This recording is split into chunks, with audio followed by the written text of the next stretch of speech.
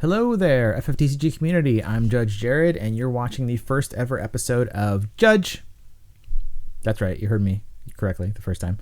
This is not Judge with a period. This is not Judge with a question mark. This is not Judge without any punctuation at all. This is Judge exclamation mark or Judge.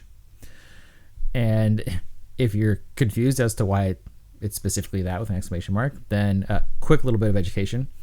When you're playing at an official event, if you need to get help from a judge, you need to call a judge over your table, then the recommended standard way of getting a judge's attention is to raise your hand up and yell out, "Judge!"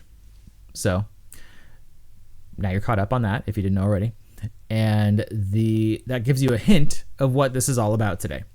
What the purpose of this video and this theoretically series is that I think most players, when you do play at an official event, even if there are judges and that we're in that sort of environment, most players will go through an entire event without experiencing any judge calls. They won't have to call a judge over at any point in time. And even if you do have judge calls, not uncommon for you to have maybe one or two at most. Now, there are outliers, of course. You might have an experience where you have more judge calls, and obviously if you go into day two and you're playing for longer, then you might get more judge calls. But most people, I think, have probably not experienced too much of being on one side or another of a judge call. So whether you are a player who's just kind of curious what sort of judge calls do happen, because you don't see them happen very much yourself personally, or if you're somebody who is interested in judging and you just want to get more information on what kind of judge calls do pop up at events, that's what we're here for today. Now, I am not going to be making up generic judge calls for us to talk about. I won't be talking about it generically, and I won't be giving specific examples that I've, cooked up myself to demonstrate.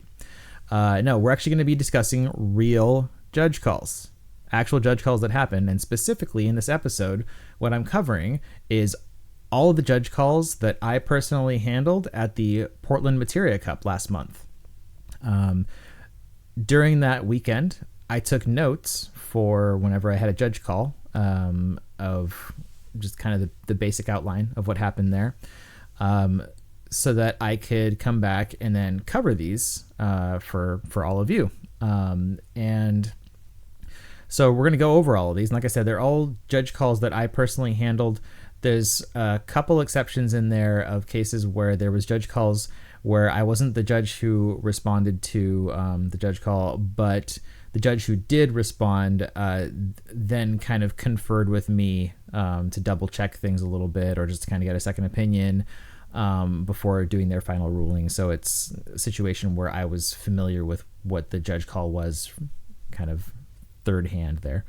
But that's just for a couple of them. Most of these are ones that I personally handled. So we're going to go over those, and I'm going to have, for the kind of relevant cards for each judge question, judge call, whatever you want to call it here, I'll have them below me here so you can see the cards themselves.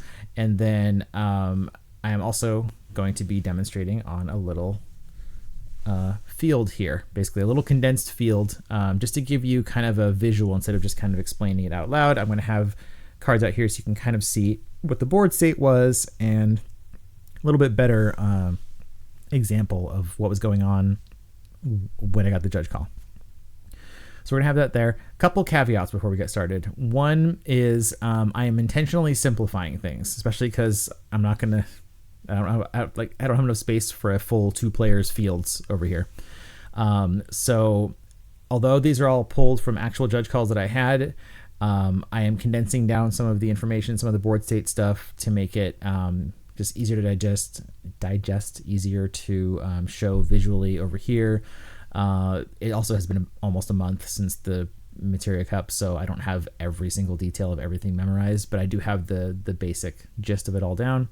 In some cases, I've switched some cards around just for simplicity, or to just kind of have less cards I have to kind of ruffle through here as I'm going from one to the next. So yeah, if you had a judge call in Portland and you're one of the ones that I cover here, and I go over it and you're like, that's not how it went, then I apologize. Again, this is me going off of memory and also trying to simplify and trying to make it something that works visually. But I'm trying to do justice to the actual judge calls here. So I think with all that covered, we should just get into it. So let's get into the first question here, and you better believe we're going to talk about lightning. So this first one here, we have a player who casts lightning, plays her to the field, moves to the attack phase, attacks with lightning, triggers her auto ability. Her auto ability resolves, and when her auto ability resolves, she plays Caius to the field. For the sake of this, we're going to say that they didn't have a card in their hand to play off of the Caius. So Caius comes in, and then because of the way that the auto ability works, comes in dull and attacking in a party with lightning. All right. Then the opponent, before damage resolution, they cast Bahamut, targeting lightning. Nothing else happens at that point. Lightning gets broken by the Bahamut. Caius is still attacking. Caius deals a point of damage. Deal 1 point of damage here. And then we get to main phase 2. And at this point, we get judge, get called over. And the reason why they call me over at this point is because they're wondering what happens to Caius at this point. Now, looking at Lightning's ability, there's the part where she plays the forward to the field, but towards the end of her auto ability, it says, at the end of the turn, return it to its owner's hand, it being the forward that was played. So the reason they call me over is because they're wondering what happens to Caius at this point. We have Lightning is now off the field. So because she's off the field, does that mean that her other auto ability is not going to trigger because she's gone? How does that all work? And so what I had to explain to them is that when Lightning's ability resolved initially from her attacking, that part of that ability resolving was creating a delayed auto ability, which is the at the end of the turn return to its owner's hand. So that was generated when we resolved the initial auto ability that played Caius in the first place. And so that auto ability is independent of Lightning. And so because it's independent of Lightning, it means that it doesn't matter what happened to her after it triggered, it's still going to resolve either way. So because of that, even though Lightning is gone here, at the end of the turn, indeed, Caius is going to return to the Lightning player's hand. All right, so that was our first judge call right there. Now, moving on to the next one here. Let me reset. All right, next up. So here we have the opponent is going to have their Lightning in play. And then our player here is playing Cloud. So they're casting Cloud or playing into the field. And they're selecting two options here. And the two that they're selecting are choose one forward and deal it 8,000 damage. And they're also going to select the action of choose up to 2 cards in your opponent's break zone, remove them from the game, draw 1 card. Now, just as there is on the field here, you see there's no cards in the break zone anywhere. So they're selecting that action. However, there are no cards to choose with the effect. They're still selecting the action. It's still valid to select it, even though there's no cards in the break zone. So they are choosing Lightning to deal 8,000 damage to, and then they are choosing 0 cards in the break zone. And then at this point we get Judge. They call me over. Ooh, sorry, camera. They call me over, and they want to know what happens here with this, because we go to resolve it, and there's no cards in the break zone, right? So when we go to resolve, obviously Lightning will take the 8,000 damage. She gets broken. The question here is, does the card draw happen, right? Because normally in a vacuum, if we just had the one effect here that says choose up to 2 cards in the opponent's break zone, remove from the game, draw 1 card. Normally, if we either chose 0 targets or there are no valid targets, when we resolve it, we would not draw the card, because that's just one of those kind of cardinal rules. Get it? Cardinal rule. That if the targets are not valid, then the rest of the effect is canceled. what complicates that in the situation is that we have one effect, which is all of Cloud's ability here. All of his text is one auto ability, one effect. It's one effect with multiple actions. And because of that, we are doing this whole a la carte selection where we're picking the two actions. And because of that, we do have a target. Our target is the lightning that was the target from the 8,000 damage. So even though we chose 0 cards in the break zone, we are selecting these actions and smashing them together into one effect. And whether or not the draw 1 card happens is based off of if all of the targets chosen by the entire effect are valid on resolution or not. And that includes the lightning here. It's not very intuitive, right? And it's not something we're used to seeing here. And you want to get used to the idea that there are lots and lots of effects on summons and abilities where they do multiple actions, right? It's one effect that does multiple actions. And in this case, it's just a little bit more explicit that there's separate actions. But whenever we have multiple actions, they're still all bundled together. And whether or not any of it resolves or not is based off of if all the targets are valid, if at least one of the targets is valid and resolves, or if none of them are valid. So even though there was no cards to choose in the break zone, our effect still had a valid target, which was the lightning, and it was valid to choose select those two different actions. So because of that, when you resolve the whole thing and lightning, she's still valid as a target, she goes to the break zone, and now the Cloud player gets to draw a card, even though there was no cards in the break zone. All right, so that was our second judge call there. All right, next up we have, okay, so here the opponent has Clive in play, and they have a Bahamut 16 removed from the game over here, and the other player is casting the same Cloud again. So they cast Cloud, and they're figuring out their actions.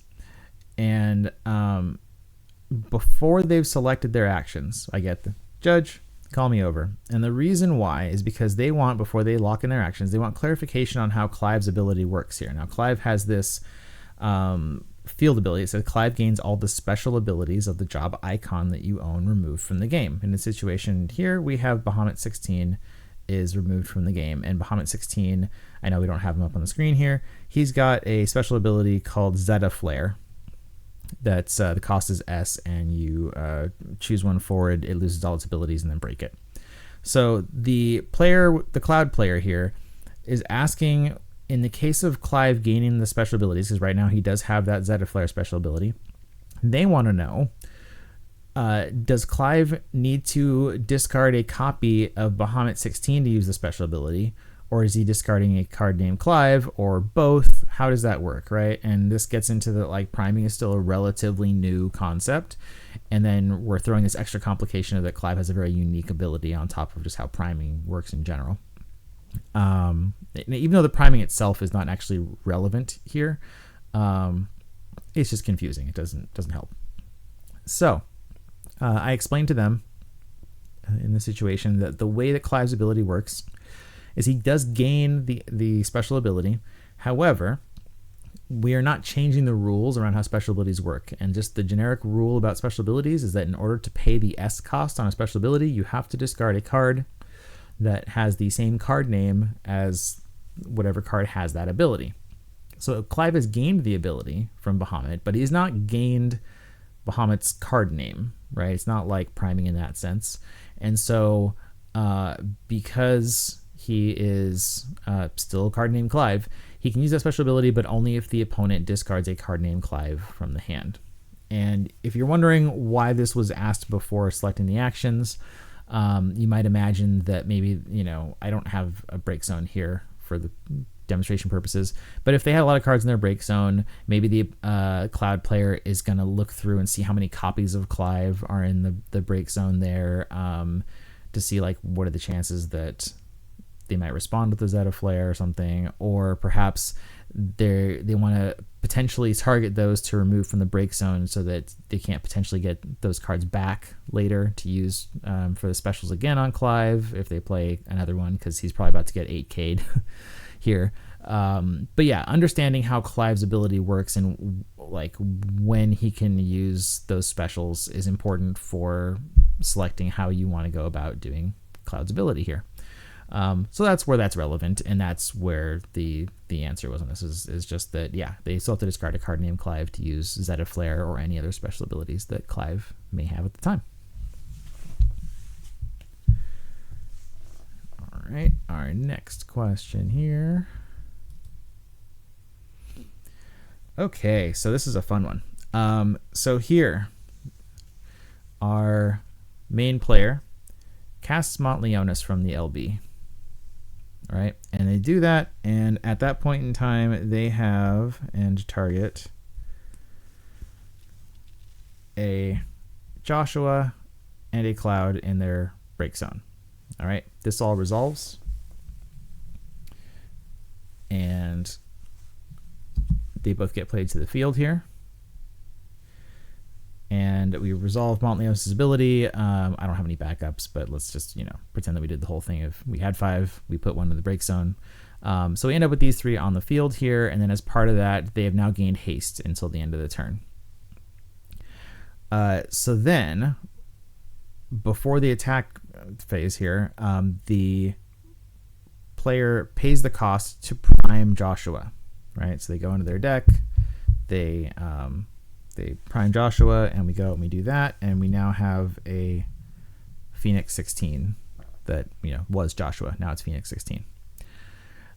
Then we get Judge. Oh, I gotta be able to do that without hitting the camera, don't I? All right, Judge. So they call me over, and the question here is whether Phoenix has haste or not, because Mont Leonis, when it resolved, it gave these other forwards haste. But Joshua has now primed, right? And when a card primes, it loses the abilities of the card beneath it, right? It doesn't have any of these abilities on Joshua down here. Everything's been replaced except for Joshua's card name. So the question is, does Phoenix have haste or not? And the answer to that does lie in priming. This is a little bit different than the Clive thing where it didn't actually involve priming directly. Here it does. And the important thing to remember about priming is that when a card primes, it is still the same card that it was before it primed, which means any effects that were already in play, or that were not, I can't say in play, any effects that were going on that were affecting, it's a lot of use of the word effect, the relevant card here are still going to be affecting it after it's primed. It's no different than the card just being there like before it was primed, or if we had not chosen not to prime it, it's still going to be affected by all those things, as long as it's still valid in terms of what the ongoing effect is. So because of this, the source of that haste was an ongoing effect created by Mont Leonis, and because of that, Phoenix still has haste. Even after the priming, because it's still Joshua. It's still the card that gained haste. Now, this is, of course, different from when we have, for example, 4CP Clive, who has haste as a field ability on him. If he primes into the new Ifrit that doesn't have haste, then after he primes, he doesn't have haste. Now, the reason that's different is because in that case, the source of the haste was the ability on Clive, and that ability it's gone now. But here, the ongoing effect it's not just independent of the Mont Leonis, but it's just independent of everything. It's just out there as it's almost like a rule for the turn that says this specific Joshua has haste until the end of the turn. And so because of that, the priming doesn't overwrite that. Priming doesn't get rid of all abilities that a character has. Priming just overrides the printed abilities, and printed basically all text except for card name on the card there. So yeah, in this situation, Cloud would have haste, and the primed Phoenix would still have haste, and then would be able to attack.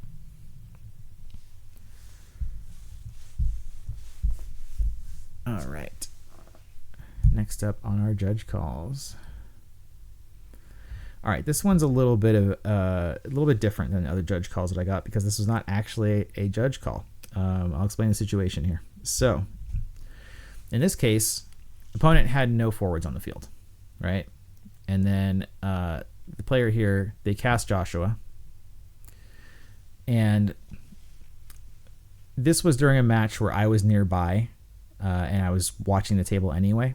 So I was just observing basically while the match was going on. I wasn't called over specifically, but I was observing it. And the player plays Joshua, and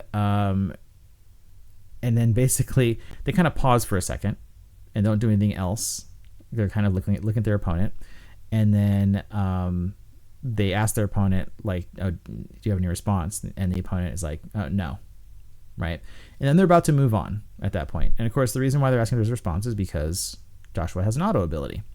The auto ability is when Joshua enters the field, choose one forward opponent controls, deal 2,000 damage for each job icon in your break zone and or job icon you own removed from the game.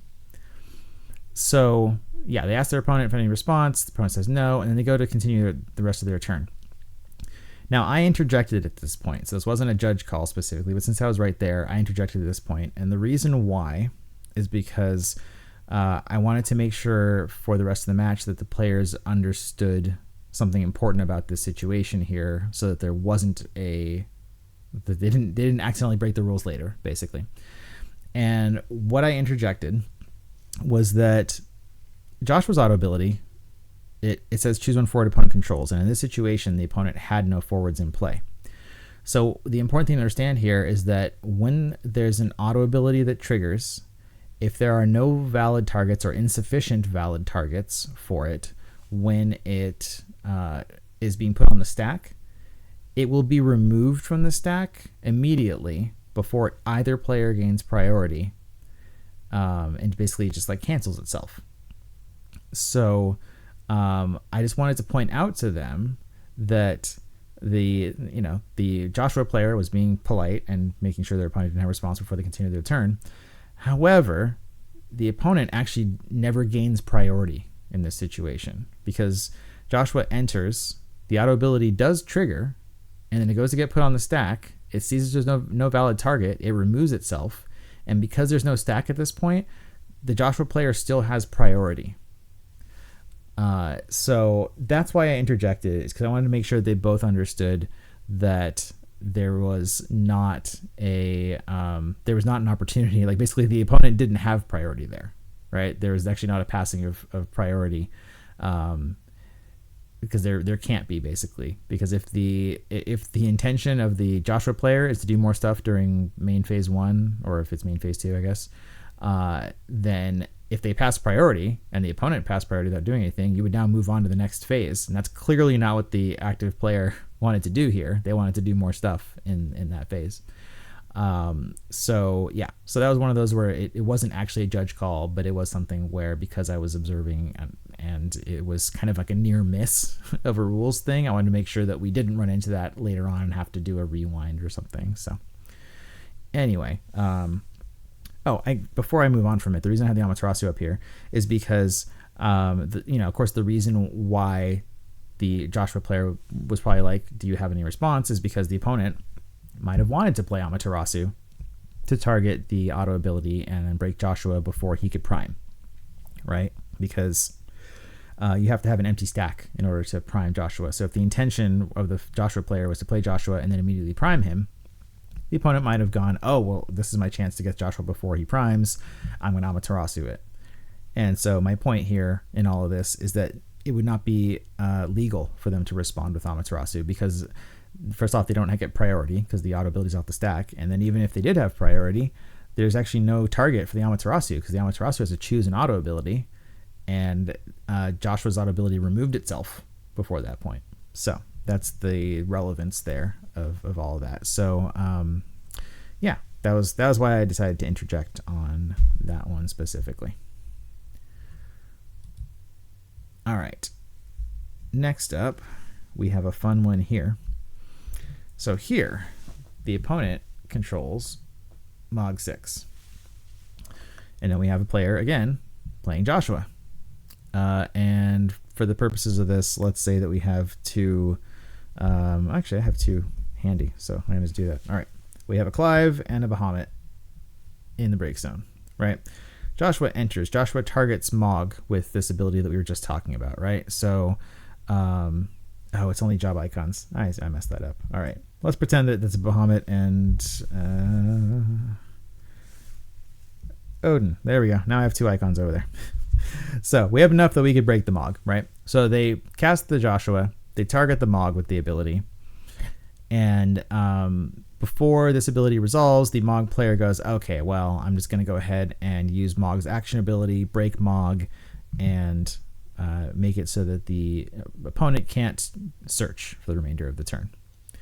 So that all happens. The Mog ability resolves. The Joshua auto ability no longer has a valid target, so it gets canceled.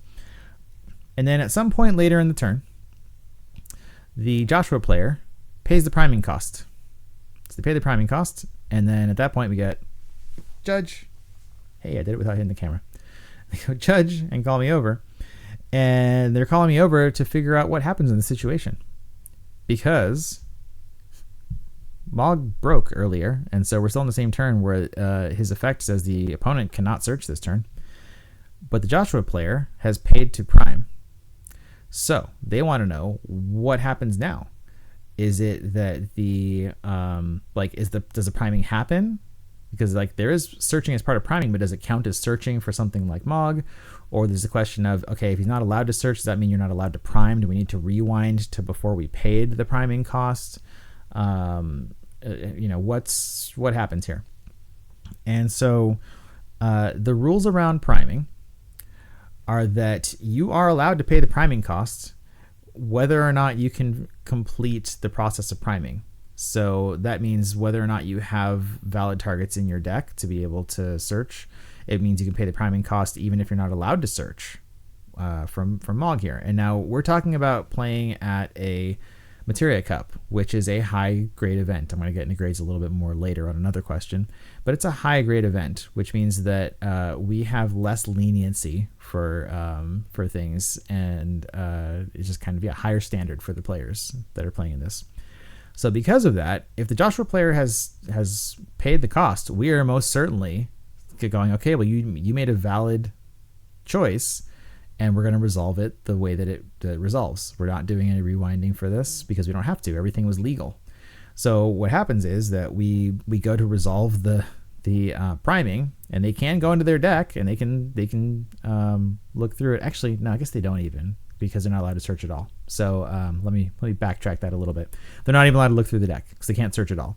So they pay the priming cost. They get to the point in the priming process where they are supposed to search, and then the ongoing effect from Mog says, no, you just can't search. And at that point, the priming just fails to finish, right? You don't even get to the point of searching. So nothing else happens, but you paid the cost, right? So we're not going to rewind that. We're not going to do anything. If they wanted to do it again, they could. If they just want to keep paying 1 CP for no result, they're allowed to. That's part of how priming works. It's not required for you to finish the process as part of paying the priming there. So yeah, essentially it's a misplay, right? Because they probably didn't mean to just spend 1 CP for no reason. They just forgot that the Mog made it so they couldn't search, or they weren't aware that the searching part of priming is considered to be identical to other searches. All right, let's clean that up here. All right, next question we have up here also involves our little friend Mog. So here, opponent has Mog again, and this player plays Chaos. Cast Chaos, puts it on the field, and the Mog player goes, okay, I'm going to select Mog to give to you, and then before I give Mog to you, I'm going to break Mog and use its ability. At which point, I think the opponent probably goes, judge, and calls over to be like, hey, is my opponent allowed to do that? Are they allowed to select Mog and then break it for the ability? I guess, here, let me give you a better situation. I'll give you another let's say there's more than one forward here, right? Otherwise, it's a little bit silly, I guess, the way I just put that there. So, yeah. So you go, okay, I select Mog, and I break Mog before you get it to do the ability. And yeah, so they call me over for this because, so if you're not familiar, Caius has the thing there that when his auto is that when he enters the field, your opponent selects one forward other than light or dark they control, and you gain control of it. So the thing about Caius's ability is that it doesn't choose, right? It uses the word select, and selecting, well, I should just say that because it's not choosing, it doesn't happen when it's put on the stack, right? The selecting happens on resolution in this case, so they are selecting the Mog when it's resolving. Because of that, once an effect starts resolving, you have to finish resolving it completely before you can do any other actions. You have to complete it. We can't interrupt resolving an effect.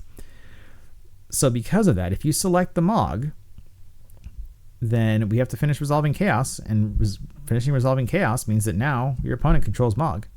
So by the time that you have priority again, you can't use this ability if you're the Mog player because you don't control Mog anymore, right? So you can't select the Mog and then break it.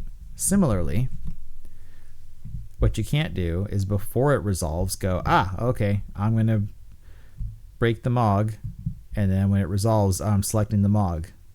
Right? You can't do that either because at the point that you're resolving the Caius here and you're selecting, at that point the Mog's no longer on the field, which means now your opponent only has one forward to select. So now they would have to select the lightning. They don't get a choice in that situation.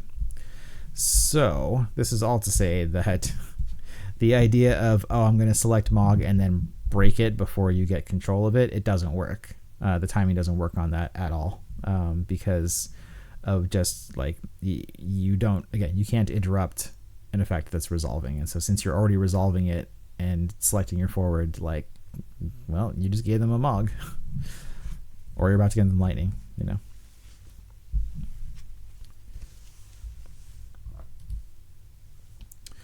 All right, next up, oh yeah, this is a fun one. Okay, so what we have here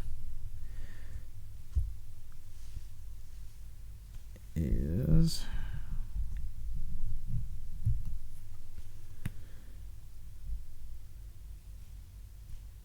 well, let's bring back Mog actually for this. Why not? No, actually, no, Mog's not. Okay, lightning. Bring back lightning. Okay. So we have a player who opponent has lightning. This player has an Une that's been out at least for a full turn cycle, so it can use its dull ability. So this player casts Caius. They hold priority, so we're not resolving Caius's auto ability. They hold priority, and then they cast Arc, targeting the lightning. Now, in response to this, the lightning player casts Bahamut, targeting Une. And if you're not familiar with this, Bahamut, actually I think we used it in the earlier example. I didn't really specify, but the Bahamut deals 20,000 damage. Sorry, 10,000 damage to... oh no, it is 20,000. Yeah. The Bahamut deals 20,000 damage to one forward, right? It nukes it from orbit, basically, while having its arms crossed very disapprovingly.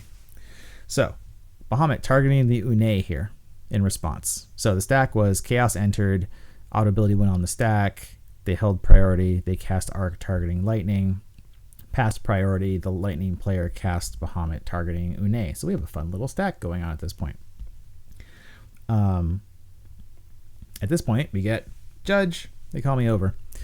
And the reason why they call me over is because they want to know, in the situation where this is what the stack is, they're asking, where is Arc right now?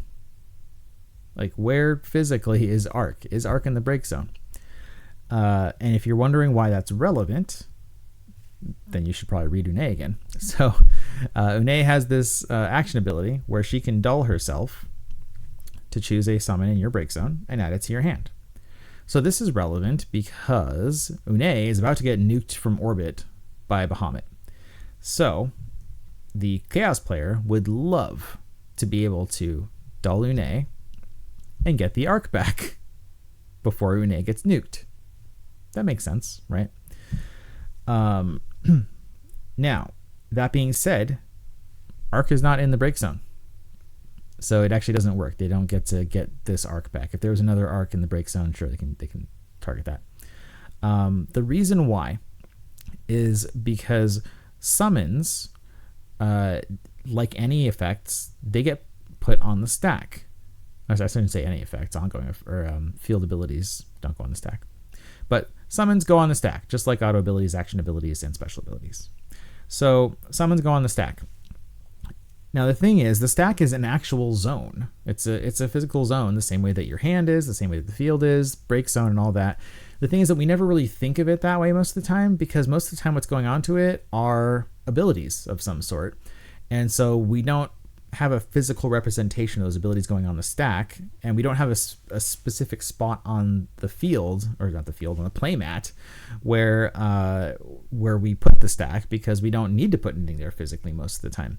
So most of the time when people are casting summons, we're doing like I just played out here, which is that, okay, well, I cast the arc and I just put it on my playmat, right? Just to kind of make sure we're keeping track that I cast it, and then they cast the Bahamut, they put it on the playmat. Now, these are obviously not on the field because they're not characters. They can't go to the field. And they're not in your hand. They've been cast already. These are actually, in game terms, these are on the stack right now. They're physically on the stack. Like if we actually had a zone, like a physical zone, we would have, all right, well, here's the arc. And then there's the Bahamut on top of it, right? We would resolve the Bahamut, and then we would resolve the arc. So they're physically on the stack. That's the zone that they are in right now. And so since they're on the stack, that's not the break zone, which means Une cannot target this arc to get back. So yeah, the end result of resolving all this would be that the Bahamut would indeed nuke Une from orbit. Then we would have the arc resolve, breaking the lightning. If the lightning player had cards in their hand, they have to discard 2 cards. And then we have the chaos here. Chaos ability resolves. They don't control any forwards, and that's how it would all go down. I mean, probably in there, if there was a summon in the break zone, the Une would dull to use that ability first, but that's how everything else kind of resolves there. So yeah, the question was, where is arc at that point in time? And now you know. All right. So next question here requires a little bit extra setup. All right. So here, oh man, that glare. All right. Let's swap out you with you. No, still a lot of glare. All right. Well, bear with me for this. All right. So here we have a Refia player against an Une. And what happens here is that the Refia player is going to cast Refia and discard something and dull Tyro to play the Refia. Move to the attack phase. Refia's auto ability is going to trigger. They're going to hold priority. They're going to then dull 4 Warriors of Light, targeting Une. At this point, we get Judge. Call over a Judge. And the question here that gets asked is, so Refia's effect, right? You dull the 4. It says choose one forward opponent controls. Put it at the top or bottom of its owner's deck. And then you can only use this ability once per turn. So the question here is, does the Refia player have to decide whether it's going to go to the top or bottom of its deck when it's being put on the stack or when it's being resolved, right? So at what point are we making this decision on where the card is going to go to, right? Is it going on top of the deck or is it going on bottom of the deck? And before I get to the answer, you might be wondering, why is that relevant, right? Like, does it really matter if we have it decided ahead of time or not? And it absolutely does matter, because I'll give you two hypotheticals here, right? So let's say that the Refia player goes, you know what? I'm going to put it on top of your deck. I'm going to put it on top of your deck, and the reason why is because we're about to resolve Refia's auto ability. We're going to reactivate all of these. We're going to move to the attack phase. I'm going to use Luneth's ability to give Refia haste until the end of the turn, and I'm going to attack with Refia, and then I'm going to hit damage, and the damage is going to be Une. Surprise! Right? So in that situation, the Refia player wants to put the Une on top because they are expecting / hoping to attack and then put it into the damage. They know it's not an X-Burst, it's a high-value card, right? There's all sorts of reasons there. Here's the other hypothetical. So they put it on top. These 4 get activated. They draw a card because of it, and then they go to the attack phase, and the opponent goes, okay, and then before they can declare an attack, the opponent does our favorite friend here again, Bahamut, and they cast Bahamut on Refia to nuke her from orbit, and the Refia player gets very sad, and they go, oh. So the Refia player loses the Refia. This goes here. They don't get to attack with it, and then now it goes to the opponent's turn, and they get to draw the Une and the other card, right? So that's where, it going one place or another, it makes a difference, right? And whether they go on top or bottom, right? Depends on like how likely they think it is that they're going to be able to safely attack in and get that card from the top. All right, so that's just giving kind of the use case for it. To get to the answer to the question here, which is when do they have to make that decision? The answer is they make the decision when the effect is resolving. So they don't have to tell the opponent when they use the ability. When they dull these 4 and they go, I'm targeting Une, you don't have to say I'm targeting it to put it on top of your deck. Or you don't have to say I'm targeting it to put it on bottom of your deck. They just say I'm targeting Une with Refia's ability. And the reason why you don't have to make that choice ahead of time is because there's a pretty small list of things that you do when an effect is being put on the stack. The things that you do when putting on the stack is you select from multiple actions if you're required to. This is not selecting from multiple actions. It is a choice, but this is not selecting from multiple actions like the cloud that we had earlier is. If we choose targets, we do that when we're putting it on the stack, which we did for this one. If there are different effects going to different targets, then we assign those effects to their targets. And the last one is if there are different values of things being assigned to different targets, we assign the different values. So those are the 4 things that happen when an effect is being put on the stack. Everything that is not one of those 4 doesn't happen until resolution. And so the deciding on whether it's going to the top or bottom of the deck doesn't happen until resolution. So I guess another example here would be of why this would matter is, so they've targeted Une, and then maybe now the opponent, before it resolves, the opponent now goes, I'm going to nuke you from orbit. Okay. And then Refia gets broken. The Bahamut goes over to here. We still haven't resolved the Refia yet. And then they dull the Une and they go, okay, I'm going to get the Bahamut back to my hand. Cool. And then we resolve the Refia. And at this point, because now we're resolving the Refia after Refia has been broken, they might go, you know what? I'm going to put it on the bottom of your deck instead because I'm not going to be attacking into that and hitting into damage this turn, right? So that's where it's relevant, right? At what point you have to make that decision. And that's the answer there. So the decision is they make it when it's resolving.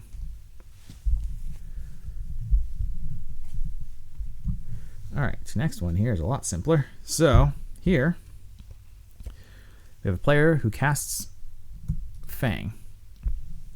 They cast Fang, her auto ability goes on the stack, and the opponent goes, oh, hold on a second. And the opponent casts Amaterasu'd, targeting the auto ability. The Fang player cries a little bit. The Amaterasu'd resolves, cancels the auto ability, deals 8k damage to Fang. Fang goes to the break zone. Then we get Judge.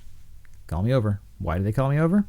Because they want to know if all of Fang's ability here is one ability or not. If it's one effect, if it's all tied together. To do a quick read here, Fang's ability says, when Fang enters the field, you may search for one jobless C and add it to your hand. And then separate from that, it says, during this turn, the cost required to cast your next jobless C is reduced by 1. So the reason why they're asking this question is because of that part about reducing the cost of the next Lassie by 1. Like, right? So we did the Amaterasu, we canceled the search, but does that cancel everything? Especially because this is not a effect that has a choose on it, right? So if you're thinking about the rule about, oh, well, valid targets and whether you resolve it as much as possible, yada, yada, maybe you still get the rest of it. That being said, Amaterasu's effect says that choose the auto ability, and then when it resolves, it says cancel the effect. Now, the effect in this case is everything. We were talking earlier about how one auto or one ability or one summon can have multiple actions in it, and that's the case here with Fang. It has 2 actions. We have the search as one action, and then the reducing the cost of your next LC is another action, but they are all packaged in one effect. So when Amaterasu canceled that effect, it canceled the whole action sandwich. That name just came to me as I was explaining it, and I like it. I like the idea of action sandwich. I might have to just log that one away to use in the future. So yeah, our whole action sandwich gets canceled here. So bummer for Fang. All right, next up. This is the hardest judge call that I got. And actually, I think it wasn't even me that got it. I think it was one of the ones that I got consulted on. But this is the hardest one out of all of these, and I'll explain why. So here, we're going to have a player who already has a Malboro in play. Okay. They cast Witch of the Fens. Okay. Then they cast Goblin. Goblin's effect, the auto ability goes on the stack to search for a job goblin, add it to your hand. They go, okay, cool, we got to resolve that.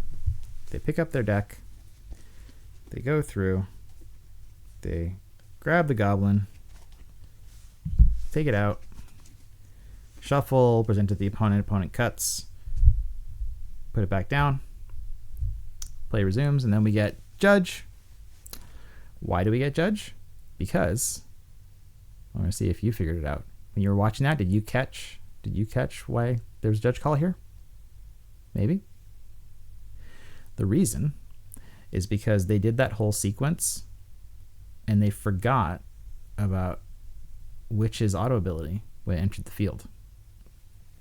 So the way this should have gone down is that they should have cast Witch, enter the field, Witch's auto ability triggers, they control the monster at the time, and they should have drawn a card at that point before they could even cast the goblin, right? So they should have had drawn a card and then cast the goblin.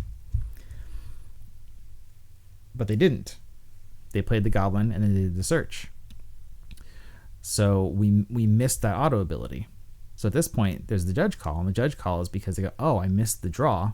And so now they're asking the Judge, what do we do here? We missed the draw, but we've already done the search with the goblin.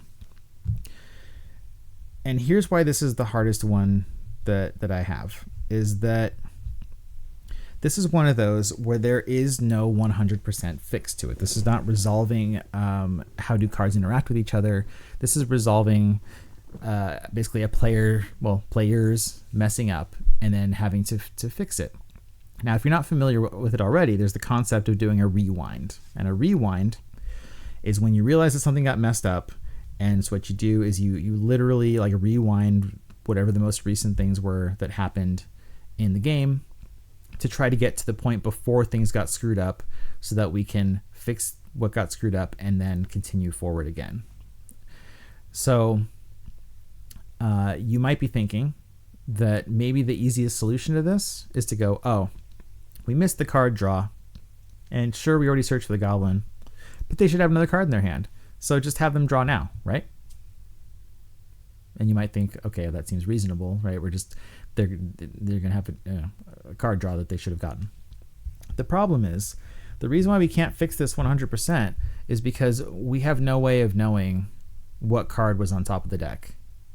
Not in this situation. There's like a weird rare situation, like with the Refia thing. Maybe a Refia had put a card on top and we knew exactly what it was and what it was supposed to be, but not in this situation. So we don't know what the card on top of the deck was supposed to be. We don't know what they were supposed to draw. So without knowing what the card was they were supposed to draw, it's not possible for us to fix this 100%. I mean, sure, there's a random chance that the card on top of their deck now is the same, is a copy or exactly the same card that was on there before, but we'll never know. We don't know what it was before. So we can't fix that. And we can't fix it in a way that makes something not have been broken in the process. So this is where I'm going to talk about grades for a second of tournaments. So there are 3 grades for FFTCG tournaments. And they're just literally numbered 1, 2, 3. Grade 3 events are just your locals.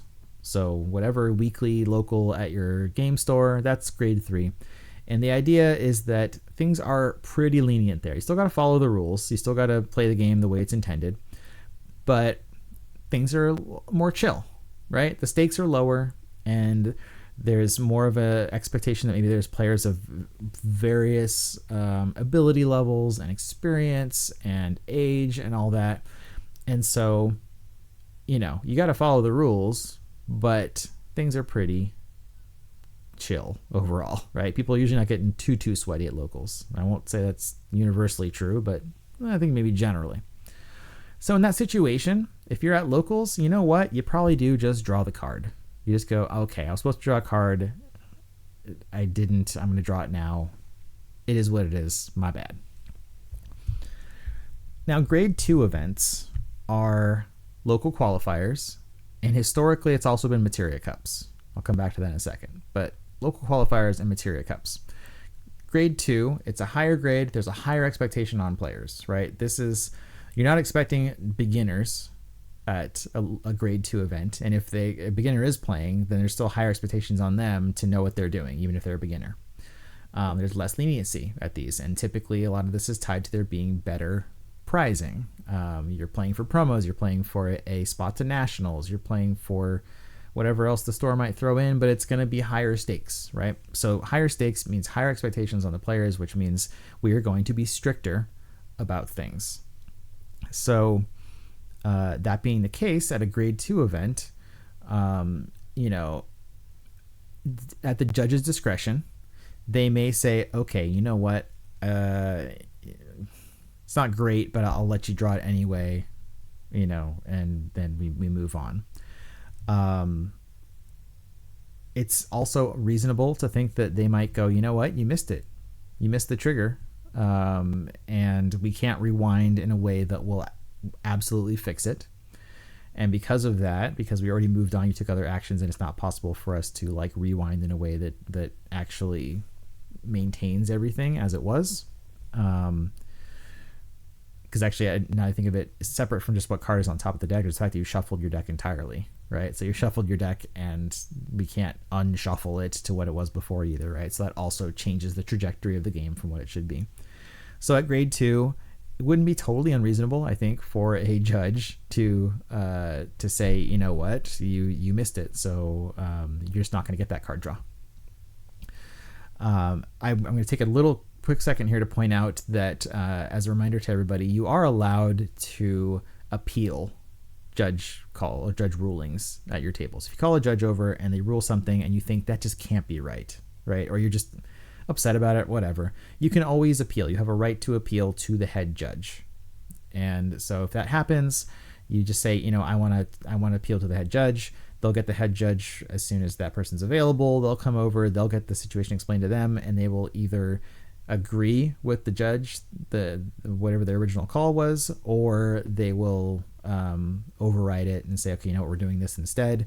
And then the head judge's decision is final at that point. You can't appeal beyond that. It doesn't, you can, if you don't like what the head judge did, you can, I guess, complain to Square about it or Hobby Japan, but they're not going to overturn the head judge. The head judge has ultimate power in an event, whether or not they're correct.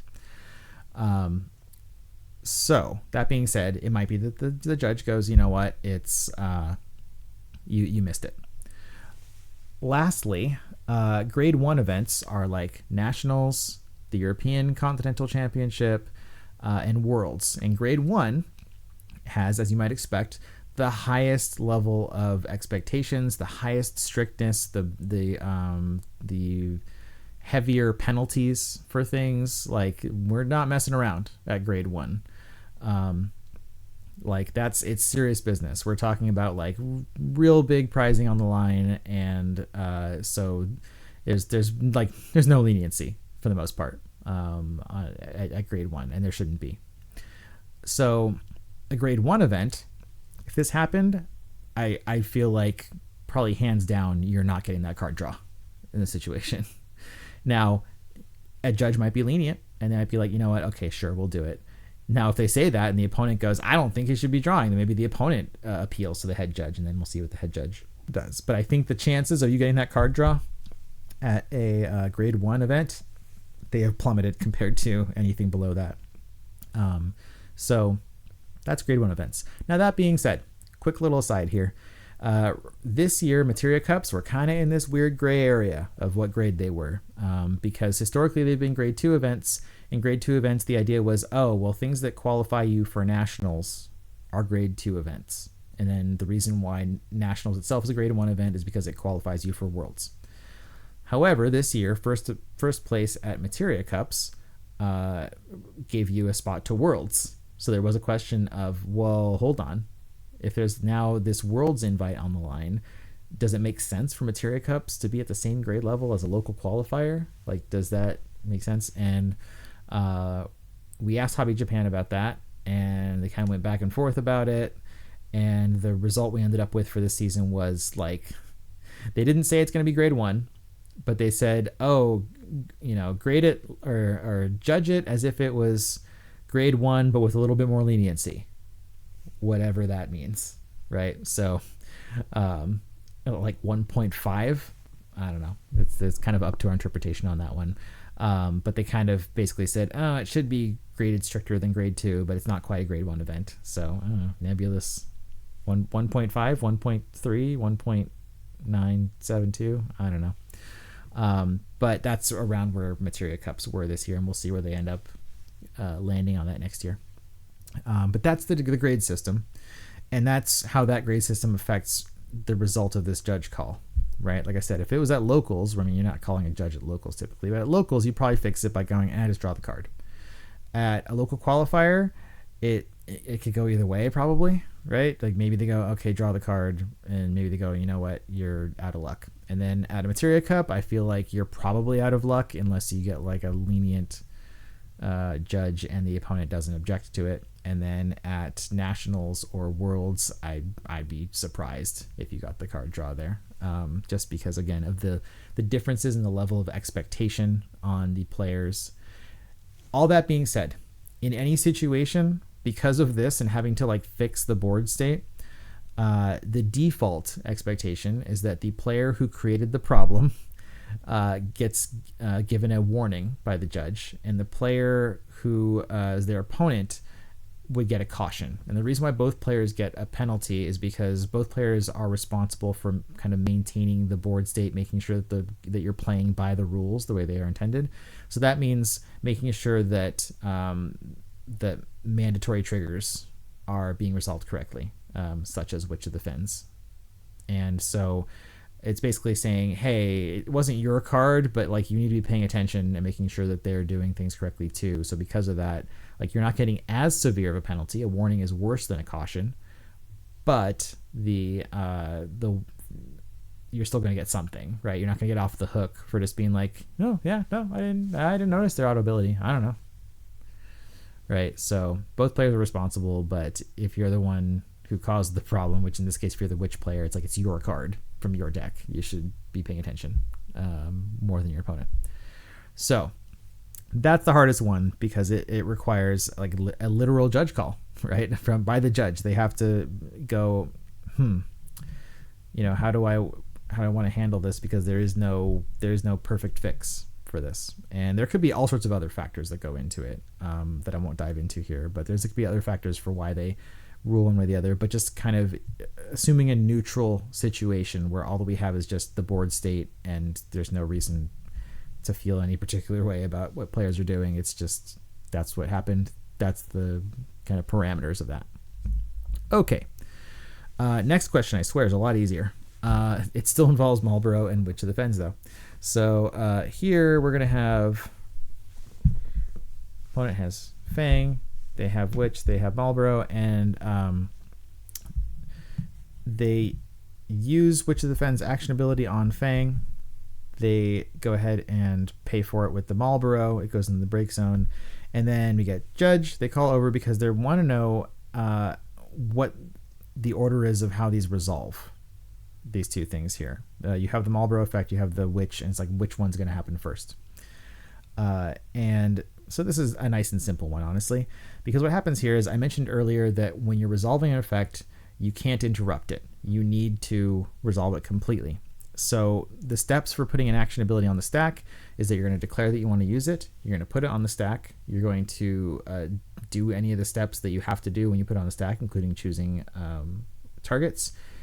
And then you're going to pay for it in that order. So the order here is they declare, I'm using her action ability. Then they put it on the stack. Then they go, okay, I'm choosing my target, which is Fang. And then lastly, they go, I am paying by putting Malboro in the break zone. At that point, Malboro goes in the break zone. It triggers its own auto ability from when it goes into the break zone. Oh, forgot to bring this up here. So it triggers its own auto ability from going into the break zone. But we already have the action ability from Witch on the stack. It's part of what we were doing there. And we also have to wait to finish that process. We just paid for it, so we basically just finished it. It's on the stack. The Malboro has triggered. The active player gains priority. And then at that point, the Malboro effect gets put on the stack. So it will always be on top of the Witch effect here. So you're always going to end up resolving the Malboro first and then resolving the minus 7,000 from the Witch. So like I said, that was a nice, fun, easy one after the much more complicated Witch situation. And that brings us to the final judge call for episode 1 of Judge. And this is my favorite. This is my favorite judge call. It was actually, I think, maybe the first one I had all weekend, but it's my favorite one. So we have a player who I believe on turn 1 casts Barnabas. And if you are familiar with Barnabas, you know where this is going. They cast Barnabas, and then they go, okay, you know what? I'm going to prime Barnabas. We're going to do it. All right, cool. They search their deck. They grab an Odin 16, and we now have a primed Odin 16. And if you're not familiar with him, has an auto ability that says when Barnabas primes into Odin, Odin gains 2 abilities. One is an auto ability that says when Odin attacks, activate Odin, and the other one is a field ability that says Odin can attack twice in the same turn. So gains both those abilities, and then he goes to work, right? He attacks, and ow, all right, take a point of damage. Well, let's not do that because that's an X burst. All right, ow, okay. Then, when he attacked, he activated himself. All right, then he attacks again. Auto ability resolves, activates him again. They take another point of damage. Ow. And I should put them down here. All right, then they pass. They pass the turn. All right, then the opponent on their turn, they cast Melusine, and they target Odin 16. And of course, her auto ability says when Melusine enters the field, choose one forward of cost 4 or less. You gain control of it until the end of the turn. So, all right, cool. She's gained control of Odin. And this is the point at which they go, Judge. And they call me over because the question is, they're like, does Odin still have all of his abilities here? Does he still have all the fun stuff? And the answer is, yeah, he absolutely has his own stuff there, because gaining control of a forward is not that forward entering the field. There's only one field for one. So both players actually share the same field zone. It's just they have kind of their own side of it. And when you gain control, all that's happening is that character it's staying in the same zone, but it's just which player controls it has changed. So because it's not changing zones or anything, you're definitely not going to have the situation where the priming rules kick in and it gets like removed from the game and stuff or whatever. But it's literally the same forward that it was before, which means that it has those abilities that it got from priming. And so yeah, then they get to go, wee, I'm going to attack with Odin, with the Odin that you just beat me up with. And they go, ow, right? And they take a point of damage. That won't break him, right? Yeah. Well, actually, all right. For the sake of this, again, I keep hitting X bursts by accident on this. All right. They hit it. Chocobos pretend they just didn't activate it for whatever reason. The Odin would have activated himself again. They would attack again. It would activate himself a second time, and then we get hit again. And man, just hitting a whole bunch of X bursts. It's not like when I'm playing games. I don't hit them that much. So anyway, so when they stole the Odin, they got to do the fun stuff with Odin, and then spoiler alert, after this they cast Graph from the LB zone and just yeeted both of them away. But beforehand they got to do the fun stuff with Odin, like, oh, thank you for priming Odin so that I could now beat you up with him. So that was a fun one. Watching Melusine just like steal a primed Odin is like peak cinema right there. Anyway, that's it. That was the last one here. So that was all the judge calls that I saw over the weekend in Portland, or at least the sort of abridged, altered version of those judge calls there. And thanks for bearing with me through that as I was working through kind of my technical bits here that weren't as polished as they could be. But yeah, so let me know what you think about this, if that was helpful to you, kind of hearing about these judge calls, getting the reasoning behind them, seeing stuff on the field. I know normally when I'm doing videos, I'm explaining things and we don't have the visual aid, as it were. So let me know what you think about that. And if you'd like to see more of this in the future. But yeah, thanks for watching through all of this. I hope it was educational and helpful and entertaining. If I can get all three of those things, that'd be great. As always, you can catch me in various social media places. On YouTube, I am youtube.com/@JudgeJared, where you can see all my videos. You can like videos, you can subscribe to me, and all that good stuff. On Facebook, it's facebook.com/JudgeJared. You can like my page there. You can see when I post, when I put things up, including the rules roundup questions, and various things like that. On Twitter, I'm @JudgeJared FFTCG. If you want to follow me over there, see when I ask Hobby Japan questions occasionally, and things like that. And then lastly, on Discord, my username is JudgeJared, and I am my DMs are open. So if you want to send me any questions or comments or suggestions or anything, you can reach out to me on Discord as well. And I'm in all those various places. So thank you so much for watching. Thanks for being here. If you haven't already, do the whole like and subscribe thing. I think we'll leave it at that for today. So thank you so much. I'm Judge Jared, and until next time, court is adjourned.